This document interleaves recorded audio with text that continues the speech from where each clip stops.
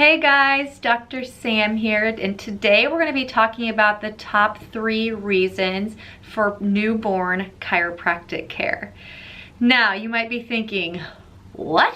Like newborns, infants, kids, babies in chiropractic care? Like how? Like I don't see it.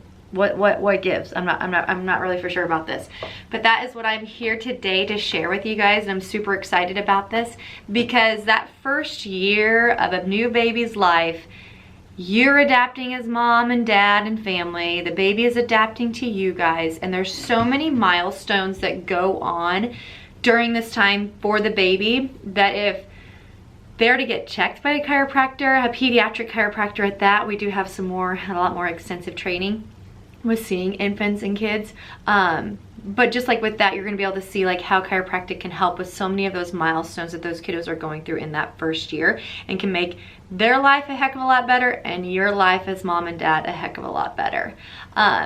And then within this video, like I said, we're going to go the top 3 reasons, and that's all going to kind of make sense. If you've had kiddos before, you're going to be like, oh my gosh, why didn't I know about this before?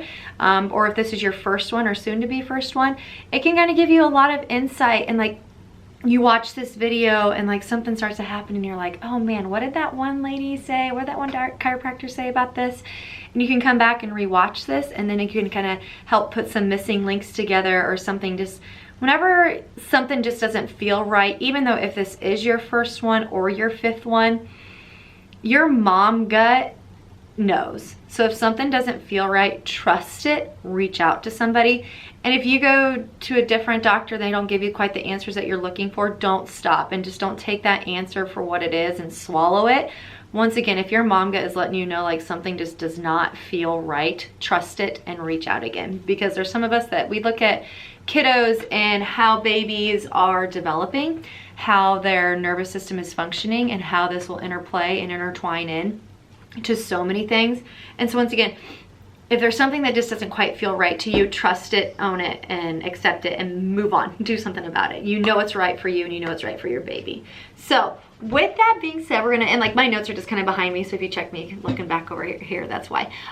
With that being said, we're gonna go over the 3 reasons. And you guys are watching this video and you're probably like, okay, chiropractic and infants, this is a lot. We're gonna go into like what to expect and all of that, so don't worry. But the thing with it is like, I want you to be checking me out. I want you to be doing your homework on me. I want you to be, watching this video. Like, does she really know what she's talking about? Because you are then possibly going to hand your child over to somebody with utmost trust, knowing that they'll care for your child. They are your biggest bundle of joy right now, and that means the world to me that you allow me to look at them, look them over, see what they have going on. I take much pride in this profession because it can have just such a huge impact on these little kiddos, and like I say, and on mom and dad. But once again, you guys do your research on me. You figure out like, yeah, like I like this lady. She knows what she's talking about. She seems like, all this, and this, because you need to be comfortable with it too. And that's what I want to do for you guys, is just bringing light to the issues and then making you comfortable, because then we'll go into, once we've gone over the issues, what to expect with that visit, how adjusting a baby is light years different from adjusting an adult, like not even comparable. So anyway, we're going to dive into that. Leave any questions or comments below this and I'll be happy to answer them. And then once again, I'll give you all my information here at the end to how to contact and reach out. So the first thing that we're gonna notice with newborns and issues that people come in with babies and like littles is nursing issues. That can be anything from latching issues, feeding issues. So then once they're like not latching properly, you might notice like cluster feeding because they don't get enough right away, or like in that each segment that they go ahead and that they're eating. I guess that kind of came out awkward. But like each nursing little session that you have, if they aren't getting a full tummy like they want and that they need, they're going to be hungrier more often. It almost just kind of seems like that cluster feeding. With that, then if they're not doing that, then that lets us know that something's not quite right going on. Then later on, probably about a month in, about 1 month old baby, you're gonna start to notice things with a lot of reflux, excessive spitting up, even like projectile spitting up.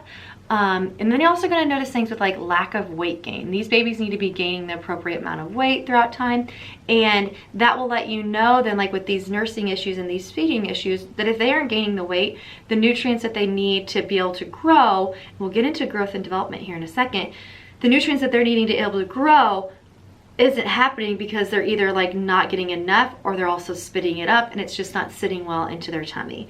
And so with that, like the reflux, that's usually like a lower esophagus, upper stomach issue. Our nervous system controls everything in our entire body.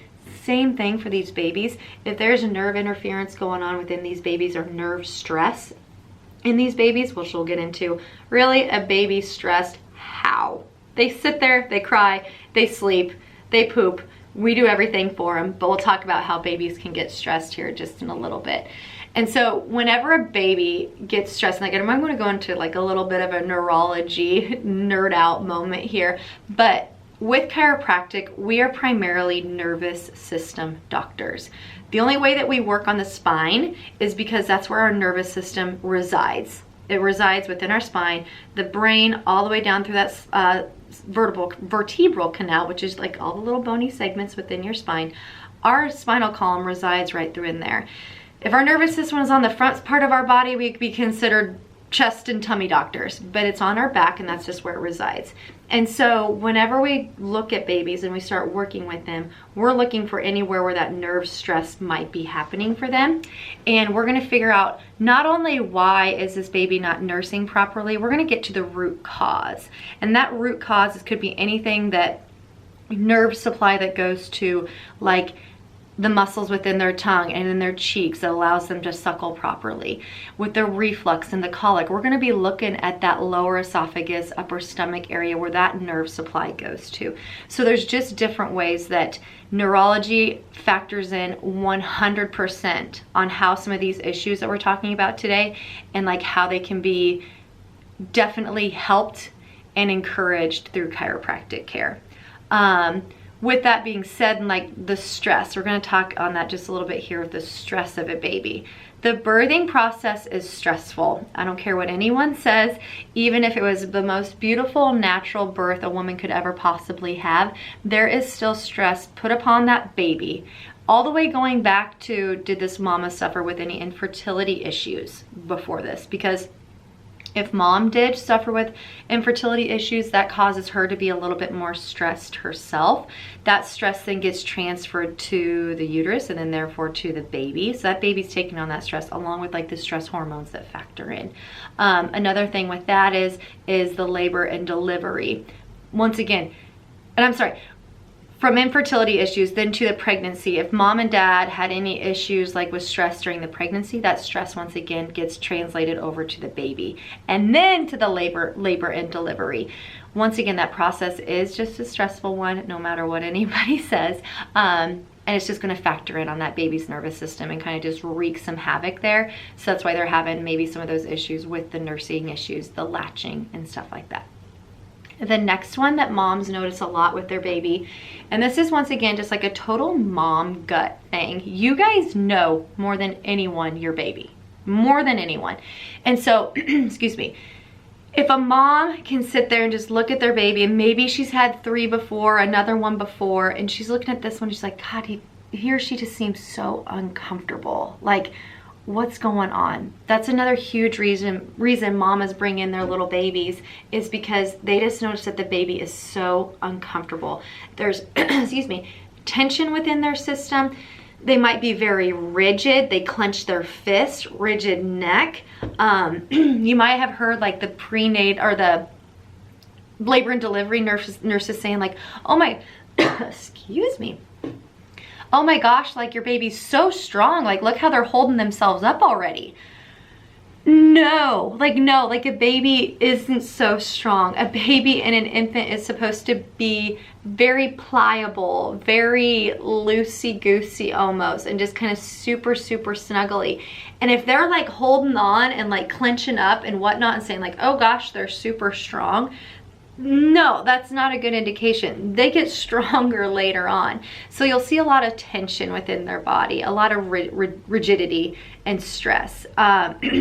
Once again, your mom gut knows if you can tell if your baby is comfortable or not. And, you know, you just have to, you know, look at them, see how they are, see how they're holding in your arms, and you're just gonna know, mama, intuitively if you feel like baby's not comfortable and that there's something else going on. Another thing that we notice with kiddos that are uncomfortable, they're gonna hate their car seat.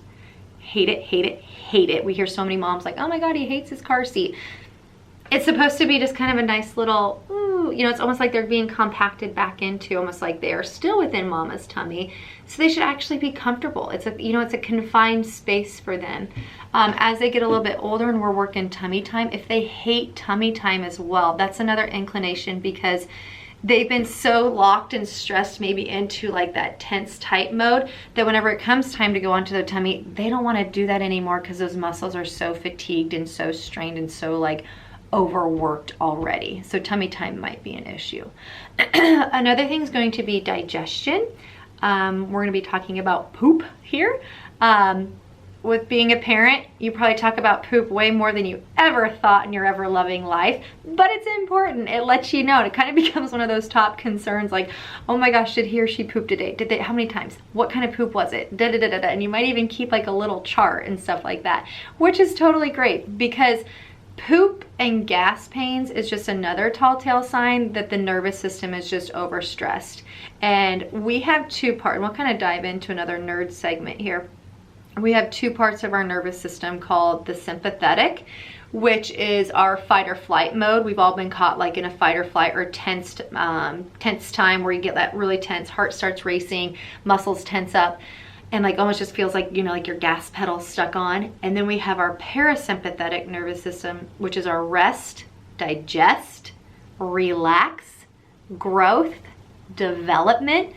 There's a lot of words right there that means that is what a baby should be doing all the time. Resting, digesting, relaxing, growing, and developing. So if the parasympathetic nervous system is finally the one that's operating more so than our sympathetic nervous system, that baby is going to have such a better, you know, developmental stages in those first early important years of life. But so many times with like a stressful pregnancy, mama was having issues with fertility, labor and delivery, which is hugely stressful, and we'll get into that. If that baby's sympathetic nervous system or the fight or flight or stress response system is cooking and kicked on more, that baby's not going to have time for those 5 awesome rest, digest, relax, grow, and develop. Does that make sense? It's almost like one has to be turned on more so than the other. Both of them can't be turned on the same time. So we want to kick down that stress response, and we want to kick on the rest and digest response in that nervous system. I hope that makes sense. So then once we come to babies, like, and that goes all the way back to like those nursing issues, the uncomfortable, and now this digestion and like gas pains part and pooping. If their little nervous system is tensed up and stressed and go, go, go, even though like we talked, like how can a baby be stressed? We just talked about how a baby can be stressed, and all kind of comes back to that pregnancy and labor and delivery. So if it's locked into that go, go, go, it's digestion, it's so stressed out that it's going, we don't have time to digest over here. We're just gonna keep, you know, letting little Junior over here suffer like with a lot of distension in his tummy and be super gassy, and those gas pains, and the gas can't get out. So that's gonna cause his little, you know, abdomen to, you know, like I say, distend and swell, and he's gonna become super uncomfortable because we're too locked into this fight or flight stress mode that we don't have time to let our, you know, small intestine, large intestine, stomach relax and digest the way that it should. And so his or her little nervous system can just get so wound up and like make that GI tract so bound up that that's why they're having those issues. And I've heard and been told that, you know, oh, breastfed babies, they shouldn't, you know, even poop every day. That is very common. It's not necessarily normal. Normal and common are totally different. Something can become so common that it appears normal, but that's not the case. A baby should be pooping once daily. There's going to be fluctuations within that, so like I hope people don't, you know, jump down my throat here, but it should be that way. If it's, you know, every other day and whatnot, that gets to be fine. But there's some people like, oh yeah, 5, 6, 7 days and the baby hasn't pooped. Could you imagine if you haven't pooped for 5, 6, 7, 2 weeks? Well, that's not good. That just, that just shows a stressed nervous system that can't relax and digest. And and you're gonna be able to look at baby and examples of that. You're gonna see that their tummy is so much more distended out, and they're gonna be really, really fussy, and they're just gonna be like squirming and letting out. And you know those different cries, mom, you know. Trust that mama gut completely. And if the bowel movements aren't happening the way that you think that they should be, that is your prerogative, that is your call. And don't let anyone ever tell you that any differently. Trust that mama gut, own it, respect it, and hone it in. So going back over those top 3, you have the nursing issues, just being like showing total uncomfortableness, if that's a word, and then like digestion, if they're not pooping properly and have a lot of gas pains. Another favorite of mine, this is kind of a little bonus of why newborn chiropractic care is so important. I like to talk about prevention. So many times, like these issues, like with the nursing issues, being uncomfortable, and the digestion issues, those issues finally get addressed once they become a monumental problem. With the birthing process, it's stressful, like I say, so much. So that's why getting your baby checked so early on. I mean, I've seen doctors, I haven't done one. There's a great doctor down in Arizona. She's done one at 5 hours old. My record's a day. They were a day old. And you just get in there and we check their nervous system. We check it out before we were even to adjust it or do anything to it. We check it first. Checking is a sign of prevention. If you don't know, you don't know. But if you go and you get checked, you then know, hey, yeah, babe is good, or hey, no, babe needs some issues. You know, babe has some issues going on that we need to address, and their nervous system is stressed, and we're gonna find that nerve stress. So my thing is all about prevention, and it's almost just like just in case. If we can prevent the nursing issues, so then you don't have the latching complications, the feeding, the reflux, the colic, the spitting up. You don't have that baby that's tensed and uncomfortable, doesn't want to, be held, doesn't want to be in their car seat, which can make life so hard, because if you just want to run to the store quick, you're not even going to chance it, because it's so frustrating and like hurts your heart to hear that baby crying and so uncomfortable in their car seat. You should be able to want to live the life, as normal as you can with a new baby. It's a whole world upside down, but you should be able to adapt to it if baby's doing great and healthy and whatnot. And then also the pooping, the digestion. If we can help that baby have a better digestive tract, they're gonna grow and develop so much faster and do so much better, and they're gonna be comfortable and more happy, which then makes mama and the rest of the family happy. So my quote is like, happy babies, happy mama, happy families equals happy community. And that's what I'm all about, is sharing this with this Lincoln community here. Then just like a little bonus feature here is there's a study out there called the KISS syndrome study, and it talks about like the kinetic imbalance within that suboccipital area, the suboccipital, what do they call it? Suboccipital strain. And so KISS, K-I-S-S. And so what we have, and what suboccipital means, let me grab the spine here. Even though this is a huge human spine, this is kind of the same. Babies look like this too. This is the suboccipital region. So here's like the base of our skull, and this is our occiput bone. So occipital strain, we're talking about strain right within here where our head meets our spinal column. Whenever you think about the birthing process, the stress and strain that goes on within that baby's upper cervical spine is incredible. There's so much research and information out there about the amount of pounds of pressure and whatnot that goes on as the baby is being delivered, even naturally through like that vaginal canal. So much going on. But there's even more going on during a C-section. The amount of pull and then torsion, we've all seen it. I don't need to post videos. You might have experienced it. The pull and torsion as they pull that baby out is incredible. So you can imagine what it's doing to the musculature of that cervical spine, as well as the alignment of their little itty bitty bones, as well as in what that does for the amount of stress put on those nerves. We've all been stressed out before and we almost feel like our nerves are shot. Try being a baby that goes through the birthing process. Their nerves could very well be shot at some point too, because they've just gone through such a traumatic experience. It was probably definitely traumatic for mom, definitely for baby. They do say 8 out of 10 normal births, in which we consider not a long labor and delivery time. Baby came out naturally. There's no use of intervention such as forceps, vacuum, C-section. They still say in the study 8 out of 10 normal births experience where there's suboccipital strain within those infants. 8 out of 10. So those 2 out of 10 that made it without, that is fantastic, but 8 out of 10. And that's just something that I want to bring to light, and making it known that there's a lot of stress and strain that goes on within those babies and taking care of them early on and just getting them checked is huge, and just so much about prevention versus reaction. And it just, like I say, it just makes the life of the baby and the mama, therefore, obviously, so much better, so much smoother. And preventing this goes such a long ways. Ways that, like we talked about, like the birth, not the birth, but like how a baby can become stressed.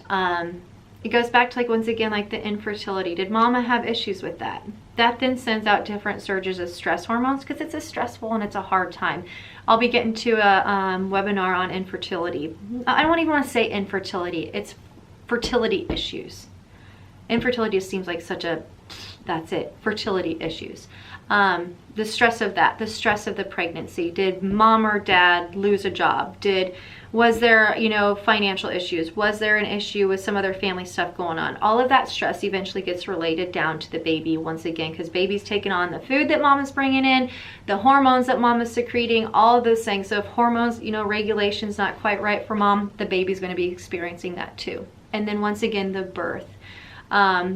You have the natural, you have long drawn out births, you have the quick ones. The quick ones are actually even more traumatic on a baby than like the long drawn out ones. Just because all of it happens so much, there might be tearing, and it just kind of didn't go as smoothly as one might think. And then you have the births of, you know, where interventions are used, and how this can be super traumatic on a baby. And that's where, you know, forceps or the vacuum gets used, because with each one of those, we're causing a lot of tension and stretching and straining on that little itty bitty infant spine that you know, it has such a hard time taking on and adapting to. And then lastly, like I say, the C-sections cause so much stress on babies, and why there's an increase, I think almost 35%, might be even higher than that now, of births are C-section. I get it. I am not above them for emergency situations, but in my heart of hearts, I feel like they are done too much.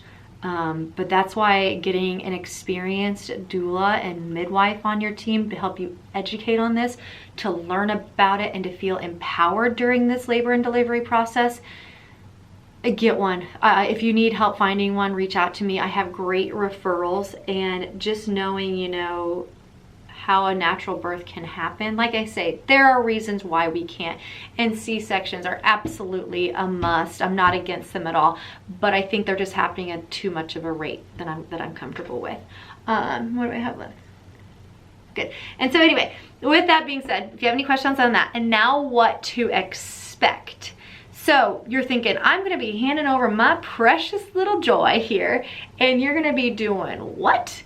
And so I want to get into that and just make people a little bit more rest assured and understanding. If you're to call into the office, you know, to get started, you call into the office. We do a nice little chat with you there. It's actually going to be with me, and just kind of get to know you, get to see how things are doing, how you guys are doing, and then we'd email over the paperwork. Once you come in, we obviously get you scheduled and whatnot.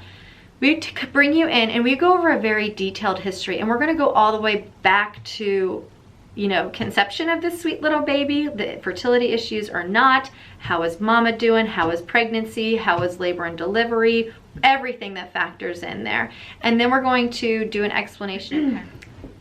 Sorry about that. My battery just likes to randomly, or my camera just likes to randomly shut off. So going back, we're going to do that in-depth history with you. We're going to talk about the, like, did mama have any fertility issues? How was the stress during the pregnancy? How was the pregnancy? Did they have to, be on bed rest or anything like that? And then how was the labor and delivery? How did they feel that it went? And where you're at now with the little baby. And then we're going to give you an awesome explanation of what chiropractic is and how it works. We touched base like on that sympathetic, parasympathetic nervous system that we as chiropractors hone in on and treat and like make sure that it's functioning optimally. We're going to talk about that.